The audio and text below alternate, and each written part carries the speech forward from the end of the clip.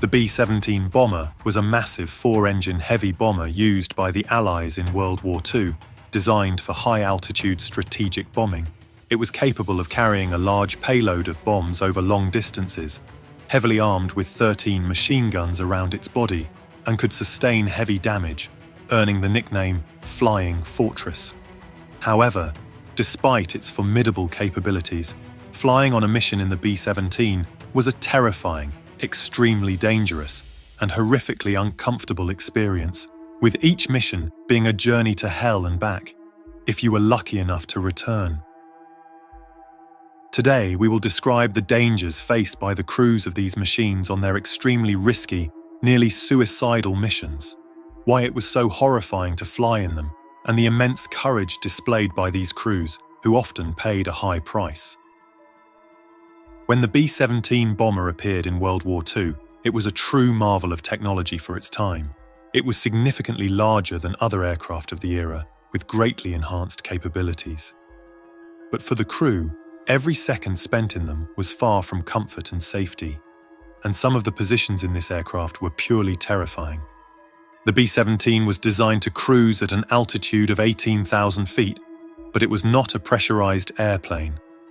At that altitude, there is no oxygen, which means that the crew inside had to wear oxygen masks. And due to temperatures that could drop to minus 60 degrees inside the aircraft, they had to wear electric flying suits to keep warm. If a crew member was injured, the blood would literally freeze as it came out of the wound, in some cases even saving a soldier from bleeding out.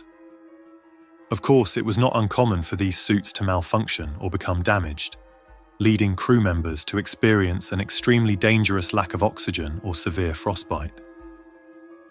One veteran recalls how a crew member who lost oxygen flow to his mask would simply fall asleep, and if no one helped him, he would be dead within 5 minutes. They had to wear gloves because otherwise, if they touched anything with bare hands, the skin would immediately peel off. Gunners, when they had to clear a jam in the machine gun, for example, could easily lose a finger, which happened to many due to the extremely low temperatures, and many suffered from frostbite. As the B-17 was a very stable aircraft for its time, crews were taught to fly in tight formation to best protect each other from enemy fighter planes trying to intercept them. Tight formation allowed overlapping fields of fire, creating a protective box of machine guns against enemy fighters.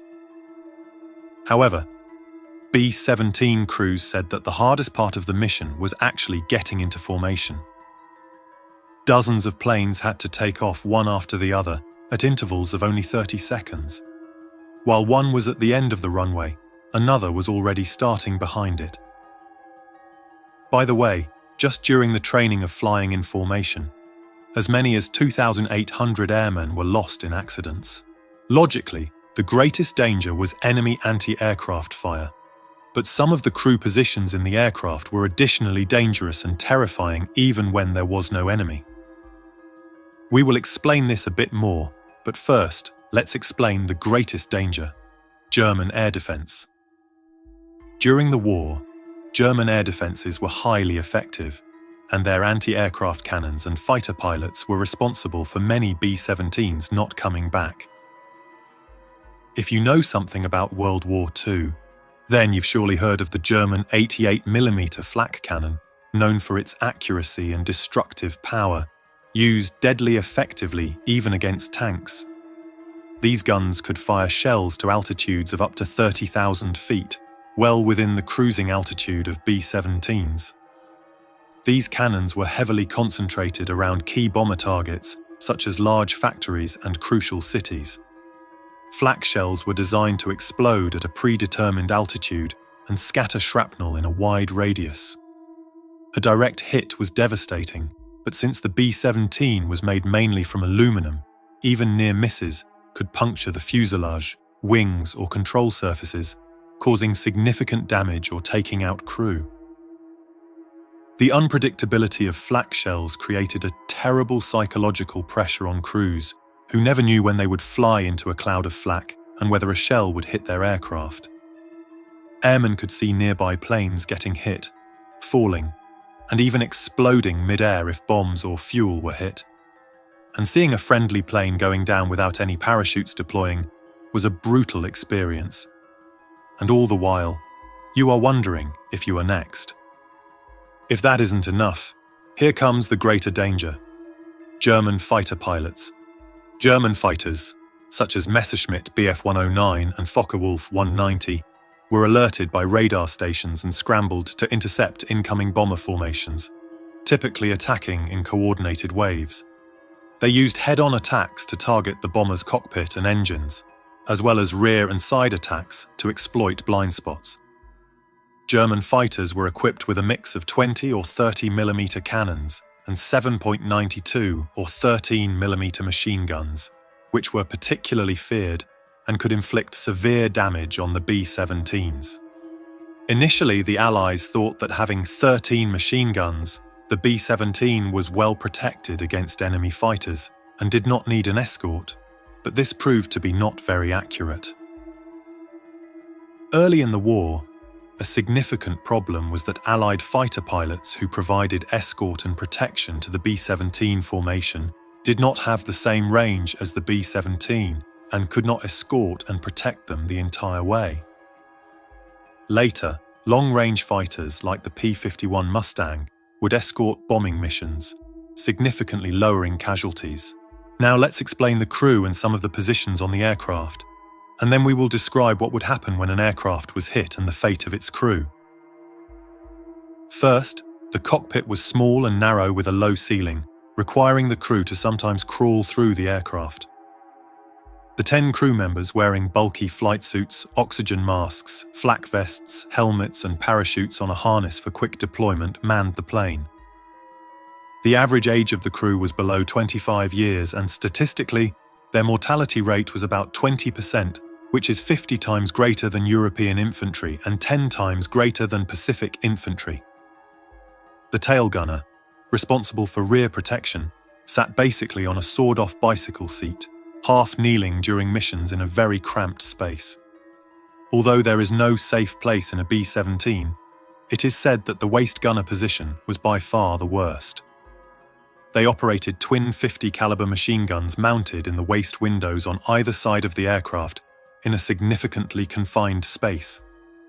Unlike others, they had no sitting position and stood or kneeled leaning on the machine guns to aim and fire.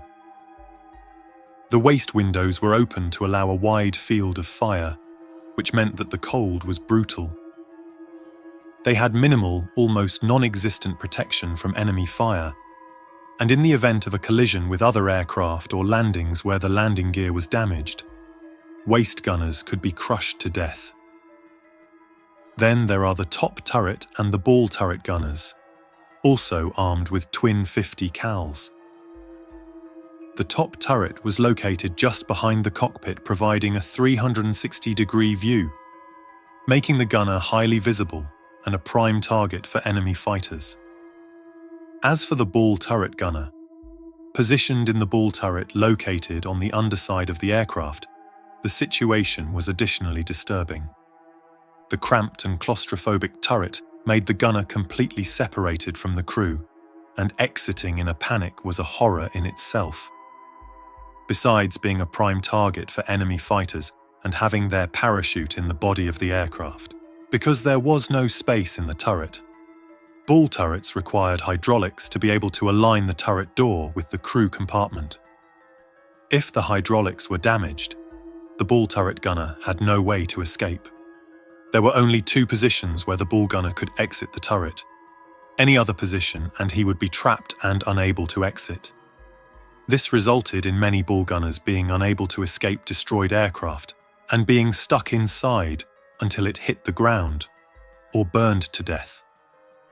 In case of landing gear failure, if the turret gunner did not exit, he would be crushed by the weight of the aircraft and literally smeared across the runway, which did happen. Besides the previously mentioned crew members, the B-17 flying fortress included pilot, co-pilot, navigator, bombardier, and radio operator, all working in perfect synchronization. But what happens when the plane is hit? If still relatively flyable, the crew would quickly assess the damage and make a decision on what next. The preferred option was to try to maintain control and try to return to base or at least to friendly lines and crash land there, but many of them fell into the sea, never making it back. Some even made it back on 2 out of 4 engines, which was not designed to fly at all. If critically damaged, the pilot would give a signal to bail out. The crew would grab and prepare their parachutes and head for the nearest exit, helping each other to try to save everyone. If they parachuted over enemy territory, they were generally captured.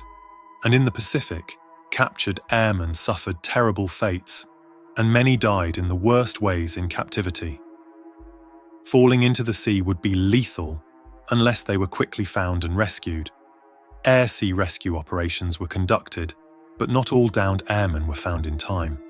However, many experienced direct hits, activating fuel and bombs, or were simply so badly damaged that they would fall so rapidly that the crew would not even have a chance to leave the aircraft. If you are interested in more, in future videos we can cover these missions of exceptionally brave airmen in more detail.